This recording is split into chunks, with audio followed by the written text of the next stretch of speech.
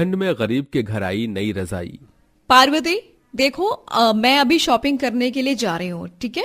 तुम थोड़ा घर का ध्यान रखना, बच्चे स्कूल से आ जाएंगे तो उन्हें खाना खिला देना। जी मालकिन, जैसा आप कहें। मालिनी ऐसा कहने के बाद अपनी कार में बैठती है और शॉपिंग के लिए निकल जाती है।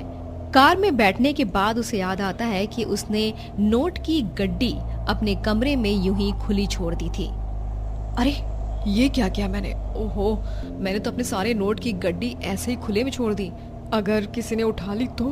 अरे कहीं ये नई वाली नौकरानी पैसे तो नहीं निकाल लेगी। मालिनी ऐसा सोच रही होती है कि तभी उसके दिमाग में ख्याल आता है, इस नौकरानी के घर का एड्रेस तो मुझे पता है, फिर दिक्कत की क्या बात है? मैं इसी प्रकार इसे देख लूंगी कि ये भरोसे लायक है या नहीं। ऐसा सोचकर मालिनी शॉपिंग के लिए निकल जाती है। इसके बाद वो एक बहुत बड़े मॉल में जाती है और वहां पर मैनेजर को बहुत सारे कंबल का ऑर्डर देती है। देखिए, आपको पता है ना कि हर साल मैं गरीबों में कंबल और खाना बांटती हूँ। इस बार भी मुझे कंबल और खाना बांटना है। इस बार मुझे कम से कम 1000 कंबल का सेट चाहिए। जैसा आप चाहोगी बिल्कुल वैसा ही होगा।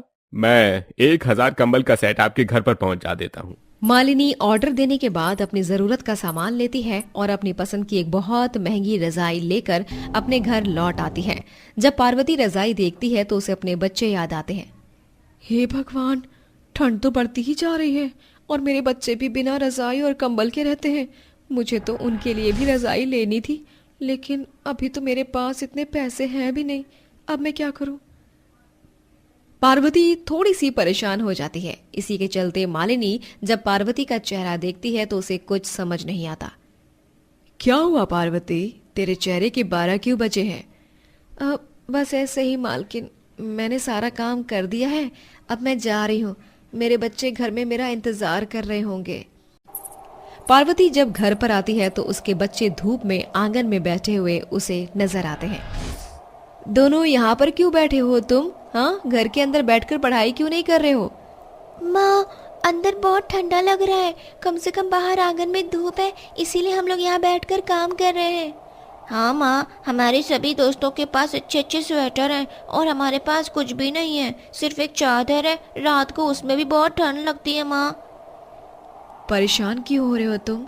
चिंता मत करो, मैं बहुत जल्दी एक रजाई लूंगी और फिर हम उसे गरम गरम ओढ़ेंगे, बहुत आराम से सोएंगे रजाई में। ये सुनकर दोनों बच्चे आराम से धूप में बैठकर पढ़ाई करते रहते हैं। तो वही पार्वती चुपचाप घर के अंदर जाती है और खाना बनाने लगती है। तभी राजेश भी काम पर से वापस आ जाता है। क्या बना रही हो?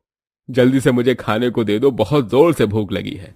आप हाथ मुंह धो लीजिए ना, मैं अभी आपके लिए खाना परोस देती हूँ।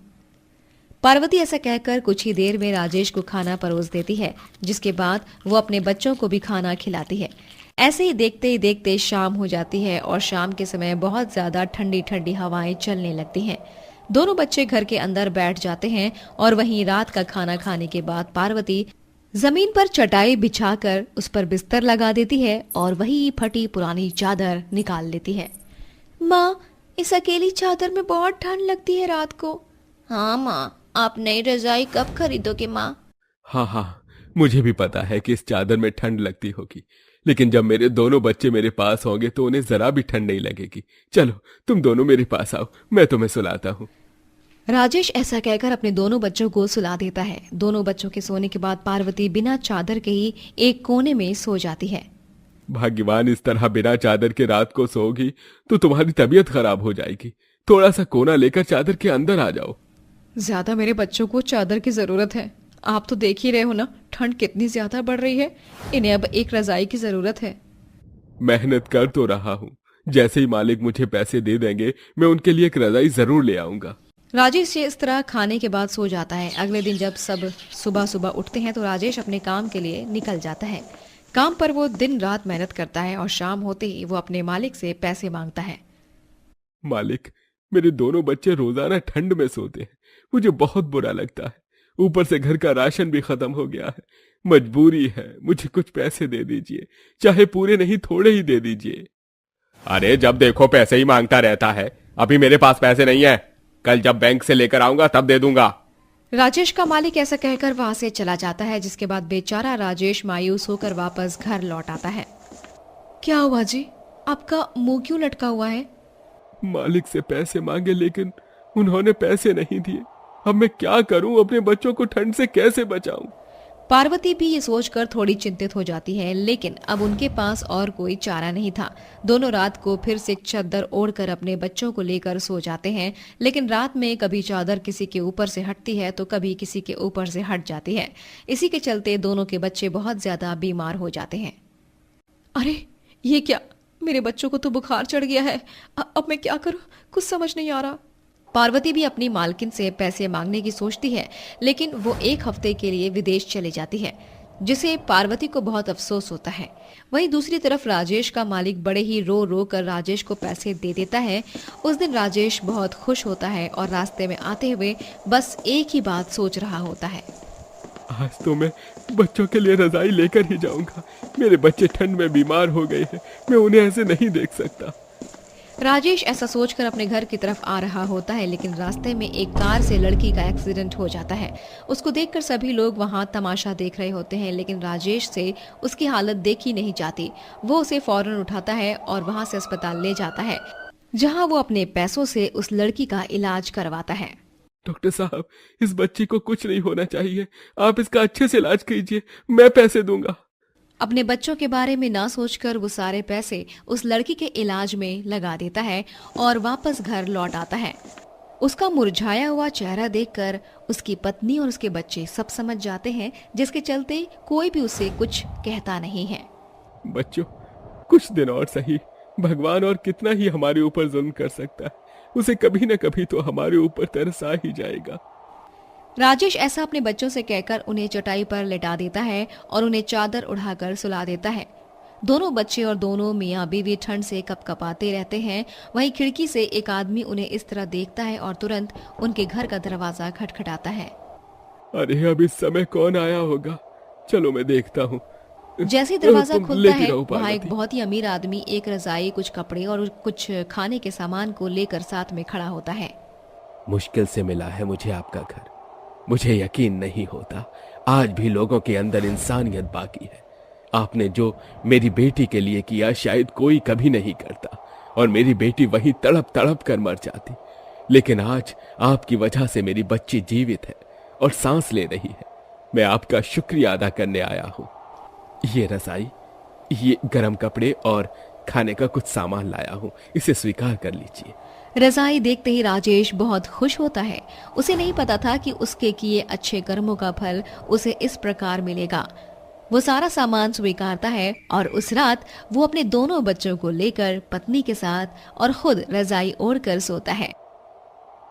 ओहो माँ माँ, आपको ठंड नहीं लग रही क्या? अरे मुझे तो बहुत ठंड लग रही है। माँ चलो ना अंदर। ओहो, तुम तीनों बाहर क्या कर रही हो? मैं झाड़ू लगा रही हूँ। घर के अंदर बैठ जाओ, वरना ठंड लग जाएगी तो बुखार हो जाएगा। जब देखो पीछे पीछे घूमती रहती हो माँ माँ करके। तो माँ अंदर चलो ना। अरे बाबा आ रही हूँ। ठंड लग रही है, अंदर चलो, फिर मैं आलू की रोटी बनाकर खिलाऊंगी। ये बल्ले बल्ले, हम तो आलू का पराठा खाएंगे इतने समय बाद। ये तीनों बच्चियां अपनी मामूली सी झोपड़ी के अंदर जाकर बैठ जाती हैं। फिर सविता अपनी बेटियों को आलू की रोटी चाय के साथ बनाकर खिलाती है। तीनों बहुत खुश होती हैं। माँ हम इससे भी खुश हैं, बस आप हमें स्वेटर लाकर दे दो। देखो ना दीदी की फ्रॉक फटी है और जुराब भी नहीं है। हमें बहुत ठंड लग रही है माँ, प्लीज हमें स्वेटर दिला दो ना। मैं कितनी बदनसीब माँ हूँ कि अपनी बच्चियों को एक स्वेटर भी नहीं दिला पा रही हूँ, और तो और उन्हें ठीक से पाल भी नहीं सकती। कपड़े क्या, खाने के लिए ही मोहताज होना पड़ता है। क्या हुआ माँ, आप कहाँ खो गई? ये लीजिए, मेरे हाथ से खाना खाइए। अरे अब आप रोने लग गई। मिर्ची खिला दी क्या मैंने आपको? नहीं, बस तुम्हारे पापा की याद आ गई। तुम्हारे पापा भी मुझे ऐसे ही खिलाते थे। पता नहीं क्यों भगवान ने उन्हें हम सबसे छीन लिया। उनके बिना ये जिंदगी बदतर सी हो गई है। ये गरीबी की जिंदगी कैसे कट रही है, यह सिर्फ भगवान जानते हैं। माँ रो नहीं, हम तीनों हैं ना आपके साथ। हाँ मेरी बच्चियों। अच्छा, तुम यहीं रहो, मैं काम करने जा रही हूँ। मेरे काम पर जाने का वक्त हो गया है। तुम यहाँ से कहीं मत जाना, ख्याल रखना। ठीक है माँ। सविता अपने काम पर चली जाती है, जहाँ वह कंस्ट्रक्शन साइट पर पत्थर, ईंट, सीमेंट उठाने का काम किया करती थी। अपने सर पर ढेर सारा वजन लेकर वह 2 माले चढ़ती है, फिर आती है, जिससे वह थक जाती है। फिर वहीं वो स्कूल के बच्चों को देखती है। ये बच्चियां स्कूल जा रही हैं। मुझे भी अपनी बेटियों को स्कूल में पढ़ाना है, ताकि वो मेरी तरह ये ईंट पत्थर ढोने का काम ना करें, अपने पाँव पर खड़ी हों। मुझे और मेहनत करके दाखिला कराना ही होगा। अरे तुम्हारे हाथ चलना बंद हो गए हैं क्या? हाँ?